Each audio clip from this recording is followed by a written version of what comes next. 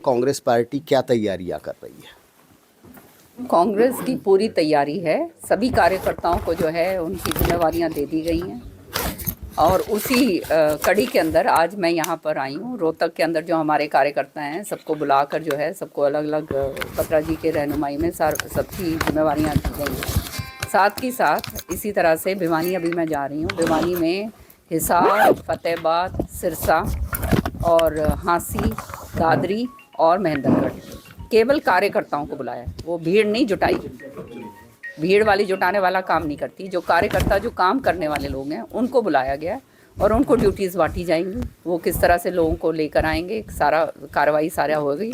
ये सारा का सारा काम हमने करा है। इसी तरह से पूरे हरियाणा के अंदर जब मैं विधानसभा सत्र था उस समय मैंने मीटिंग ली थी अपने अम्बाला के कार्यकर्ताओं से और अपने ये इधर यमुनानगर वालों की, और साथ वापसी के अंदर मैं पानीपत, कुरुक्षेत्र और करनाल तीनों जगह जो है मैं अपने कार्यकर्ताओं की मीटिंग लेकर अलग अलग उनकी ड्यूटीज़ बांट के आए, क्योंकि वो रास्ता मेन है जहाँ से जो है राहुल जी की यात्रा निकलेगी। तो लोगों के अंदर बहुत ज़बरदस्त उत्साह है, कार्यकर्ताओं के अंदर बहुत उत्साह है। मैं समझती हूँ इस बहुत ज़बरदस्त यात्रा का जो है स्वागत यहाँ पर हरियाणा में होगा। मैडम, आप भी आज अपने कार्यकर्ताओं से बात करने आए। 2 दिन पहले दीपेंद्र सिंह हुड्डा ने भी एक बहुत बड़ी मीटिंग की थी, तो ऐसे तो कार्यकर्ता बंट जाएंगे। क्या नहीं लगता आपको कि इस तरीके से एक मंच पर होना बहुत ज़रूरी है? अब ये तो आप उनसे पूछिए। हमारे से तो अगर बोला जाता है तो हम तो तैयार रहते हैं हमेशा, लेकिन जब कार्यकर्ताओं को एक मतलब अलग थलग करने की कोशिश करी जाती है तो उसका नुकसान तो होता ही है भैया। पर हम ये राहुल जी के लिए जो है ये नुकसान ना हो इसलिए ये काम कर रहे हैं। क्या लगता है आपको कांग्रेस में सब कुछ सही चल रहा है? क्योंकि जब भी अभी हम कुलदीप बिश्नोई कांग्रेस पार्टी छोड़कर गए तो उन्होंने भी ये कहा कि वो भूपेंद्र सिंह हुड्डा की वजह से कांग्रेस पार्टी छोड़कर जा रहे हैं। तो क्या सही नहीं चल रहा है कांग्रेस में? देखिए, वो क्या कहा उन्होंने नहीं कहा उसके ऊपर तो वो जाने, उनका काम जाने। मैं तो केवल ये बात जानती हूँ कि अगर सारों को जोड़कर इकट्ठा जो पदों के ऊपर बैठे हैं उनका दायित्व बनता है कि जो सबको बुलाकर, सबको जोड़कर, सबसे सलाह मशवरा कर आगे चलेंगे, संगठन के अंदर सबको हिस्सा देंगे तो आगे जो है कांग्रेस निश्चित तौर पे सरकार बनाएगी। नहीं तो इसका खामियाजा कांग्रेस को भुगतना पड़ेगा। सबको बराबर हिस्से की आप बात कर रहे हैं। प्रदेश अध्यक्ष बनाया गया, प्रदेश अध्यक्ष के साथ कार्यकारी अध्यक्ष बनाएंगे, तो उसमें श्रुति चौधरी को भी बनाया गया। तो ऐसे बराबर हिस्सा तो मान सकते हैं या नहीं? नहीं, कार्यकर्ताओं, देखो हम कुछ बने या ना बने उसका कोई फर्क नहीं पड़ता। कार्यकर्ता को उसका मान सम्मान मिले, उसको अहमियत मिले, जो काम करने वाला है ना, उसको अगर उसको कार्यकर्ता को मान सम्मान मिलेगा, अहमियत मिलेगी तो निश्चित तौर पे पार्टी को मजबूत करेगा वो ग्राउंड के ऊपर। नहीं, अगर कार्यकर्ता अगर मजबूत नहीं होगा तो जो हालात पिछले होते आ रहे हैं वही हाल फिर दोबारा से होंगे। आपने अच्छी तरह से हम लोग ये सब बात जानते हैं कि 2014 के अंदर सारे लोगों ने इकट्ठे मिलकर काम करा था। इतना ज़बरदस्त बहुमत के साथ कांग्रेस पार्टी सत्ता के अंदर आई थी। और उसके बाद 2014 के बाद जो हश्र हुआ, फिर कहाँ 67 से लेकर हम 40 के ऊपर आ गए। 40 से फिर अगली बार हम जो है आ गए 13 के ऊपर। अब जो है हम 30 के ऊपर आ गए, है ना। तो ये सारा का सारा सबको इकट्ठा मिलकर, जो सब अपने अपने इलाके का अंदर वजूद रखते हैं, सबको जो है लेकर चला जाएगा, सबको जोड़कर चला जाएगा तो निश्चित तौर पर कांग्रेस पार्टी की बहुत ज़बरदस्त विजय होगी। क्या अभी ऐसा नहीं हो रहा है कांग्रेस में? अगर अब देखने वाली बात है, अभी संगठन बनेगा, उसके अंदर अगर इस तरह से होता है तो बहुत अच्छी बात होगी। फिर तो इसका मतलब कांग्रेस सही रास्ते पर है, और अगर नहीं होगा तो उसका खामियाजा भुगतना पड़ेगा। नहीं, बार बार ये सुनने को मिलता है कि भूपेंद्र सिंह हुड्डा ने एक मीटिंग बुलाई जिसमें किरण चौधरी को न्योता नहीं दिया गया, कुमारी शैलजा को न्योता नहीं दिया गया, इस तरह की बातें होती है। तो विपक्ष सही कह रहा है कि आप लोग गुटों में बटे हुए हैं? देख, हम तो गुटों में बटे नहीं हुए, ना गुटबाजी हम करते। मैंने तो हमेशा से जो है सबके साथ चलने की कोशिश करी है, लेकिन मान सम्मान के साथ जो है कोई नहीं करता तो फिर नहीं मैं आगे बढ़ती। ये मान सम्मान सबसे ज़्यादा सर्वोपरि है। वो चीज़ अगर जो है उसके ऊपर अगर ठेस लगाएंगे तो भैया हम उनमें से नहीं हैं। तो किरण चौधरी एकला चलो की नीति पे चलेंगी? फिर एकला चलो नहीं, हम अपने कार्यकर्ताओं को मजबूत कर रहे हैं। उनकी भी अपेक्षाएं, उनकी भी आशाएं हैं जो कांग्रेस के साथ जुड़े हैं, और पूरे खाली भिवानी के ज़िले के अंदर नहीं, पूरे हरियाणा के अंदर हमारे लोग जुड़े हुए हैं। सबको लेकर चलना है। वो सब अगर मजबूती के साथ लड़ेंगे तभी तो कांग्रेस पार्टी आगे बढ़ेगी। केवल एक आदमी के लेकर चलेगा तब तो नहीं बढ़ सकती ना। तो भारतीय जनता पार्टी के प्रदेश अध्यक्ष ओम प्रकाश धनखड़, उन्होंने एक बयान दिया था कि हमारे पोस्टर पर चौधरी देवीलाल का फोटो आ गया है, अभी एक फोटो और आना बाकी है, तो उनका इशारा आपकी तरफ था। अब ये तो आप उनसे पूछिए, वही ज़्यादा आप बेहतर बता पाएंगे किसका फोटो आएगा और नहीं आएगा। नहीं तो शाम में उपचुनाव की बातें उठने कोई लगी। उपचुनाव नहीं होगा तो शाम में, कम से कम मेरे जीते जी तो नहीं होगा। अच्छा मैडम किरण चौधरी, एक बहुत बड़ा इशू आज के दिन चल रहा है कि खेल मंत्री संदीप सिंह के ऊपर एक खिलाड़ी ने गंभीर आरोप लगाए हैं, उसको लेकर आप क्या कहना चाहेंगे? आप खुद एक महिला हैं। ये बहुत ही गलत बात है, और अगर ये सत्य है तो और भी ज़्यादा गलत है। सच्चाई है ये।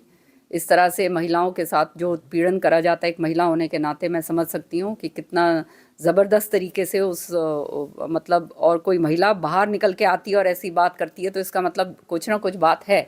तो इसमें तले तक नीचे जाना चाहिए और उसके ऊपर कार्रवाई होनी चाहिए। एक सवाल और, आप ये कहा जाता है कि किरण चौधरी बंसीलाल की राजनीतिक विरासत आप लोग संभाल रहे हो, क्या आपको लगता है कि उस विरासत को संभालने में आप सही कदम बढ़ा रही हैं या क्या और ज़रूरत है? अब मैं तो अपनी तरफ से मेहनत में कोई कसर छोड़ती नहीं, और लोगों ने मान सम्मान, मेरे जो कार्यकर्ता हैं जो हमारे साथ जुड़े हुए हैं, चौधरी बंसीलाल जी के, सुरिंदर सिंह जी के, और जो मेरे साथ कांग्रेस में जुड़े हैं, उन्होंने भी कोई जो है कसर हमारे लिए नहीं छोड़ी है। तो मेरे से जितना हो सकता है उसमें तो मैं पूरी बुलंदियों के साथ आवाज़ उठाती हूँ, चाहे विधानसभा के अंदर हो या बाहर हो, और बेबाक तरीके से उठाती हूँ। आप इस बात को, सारा हरियाणा इस बात को जानता है। ईमानदारी के साथ बेखौफ होकर मैं जो है अपने कार्यकर्ताओं की बात आगे रखती हूँ। तो हमने अभी 3 दिन का विधानसभा सत्र अटेंड किया, क्या निकला उस विधानसभा सत्र में? 3 बड़े अहम मुद्दे जो हैं मेरे लगे थे, जिनके अंदर जो है, एक तो छात्रवृत्ति के ऊपर जो है मैंने प्रश्न डाला था, उसके ऊपर विस्तार से चर्चा हुई। जो हमारे एससी बच्चे हैं और जो ओबीसी बच्चे हैं, उनको छात्रवृत्ति 2020-21 से नहीं दी जा रही थी। तो सारा का सारा उन्होंने मेरे को टेबल दिया, पूरे हरियाणा के अंदर कितने हज़ारों बच्चे इस तरह से हैं।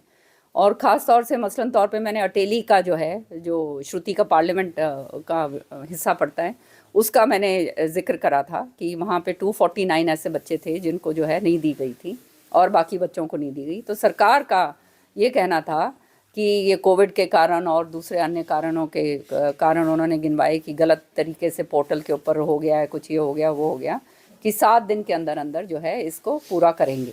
तो अब ये देखना होगा कि सरकार इस काम को पूरा करती या नहीं करती, क्योंकि छात्रवृत्ति केवल उन बच्चों को के लिए होती है जो बहुत ही गरीब बच्चे हैं, जो हमारे एससी और ओबीसी के जो बच्चे गरीब हैं, जो जिनके माँ बाप उनको पैसे नहीं दे सकते पढ़ाई लिखाई के लिए। उनके साथ अगर ये काम होता है तो इसका मतलब ये बहुत ही दुर्भाग्य की बात है, क्योंकि फिर वो बच्चा जो है आगे पढ़ नहीं सकता। इसलिए सरकार को बहुत गंभीरता से इसको लेना चाहिए और इस बात को मैंने उठाया। साथ ही साथ मैंने उठाया कौशल रोज़गार योजना, इसके ऊपर भी जो कॉलिंग अटेंशन मोशन लगा दूसरे दिन, वो भी मेरा ही था।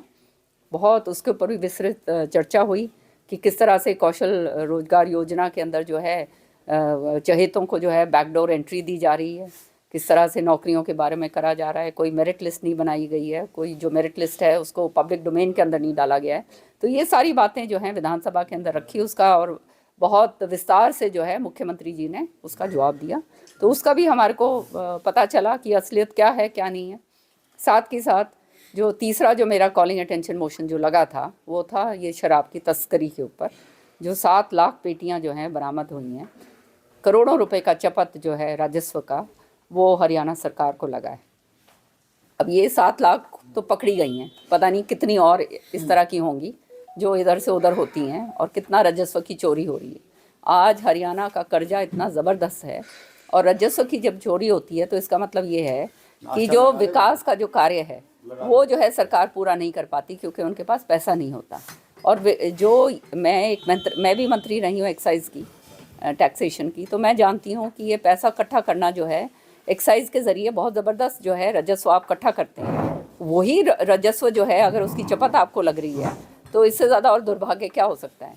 और सबसे दुर्भाग्य की बात यह है कि ये जब कॉलिंग अटेंशन मोशन मेरा लग गया, उसके बाद सरकार ने रिप्लाई भी दे दिया, पर जब चर्चा होनी शुरू हुई तो उन्होंने मना कर दिया कि इसके ऊपर आप चर्चा नहीं कर सकते, क्योंकि ये सब जुडिस है। अब सब जुडिस मामले विधानसभा के अंदर एसवाईएल के ऊपर भी हमारी चर्चा हुई है, बहुत ज़बरदस्त चर्चा हुई है जब एसवाईएल का मामला सब जुडिस था। तो ये बात भी मैंने खड़े होकर कही, लेकिन सरकार ने पूरी तरह से अनदेखी करी और इसके ऊपर चर्चा नहीं होने। अब तो ये कह रही है कि राजस्व का घाटा हो रहा है, सरकार तो ये कह रही है कि हमारा तो विकास का पहिया बहुत ज़बरदस्त तरीके से घूम रहा है, सड़कें बन रही हैं और सारे विकास के काम हो रहे हैं, उद्योगों का निवेश आ रहा है। सामने दिखने को है, उनके कहने का और मेरे कहने की बात नहीं है। जो धरातल पे दिखता है वो सच्चाई है और आज सच्चाई जो है वो सबके सामने। तो एक आखिरी सवाल, राहुल गांधी आ रहे हैं, क्या हरियाणा की राजनीति में कांग्रेस में क्या इफेक्ट देखने को मिलेगा इस राहुल गांधी की यात्रा का? निश्चित तौर पे कांग्रेस पार्टी को मजबूती मिलेगी राहुल जी के आने की। लोगों के अंदर ज़बरदस्त उत्साह है राहुल जी के लिए, तो मैं समझती हूँ आने वाले समय के लिए कांग्रेस को बहुत ज़बरदस्त मजबूती मिलने जा रही है।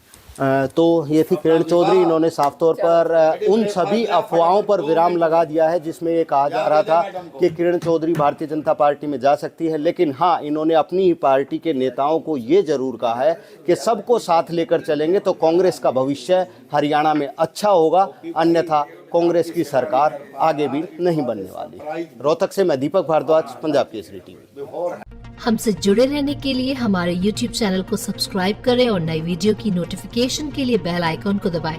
अगर आप ये वीडियो Facebook पर देख रहे हैं तो लाइक जरूर करें और ज्यादा से ज्यादा शेयर करें। धन्यवाद।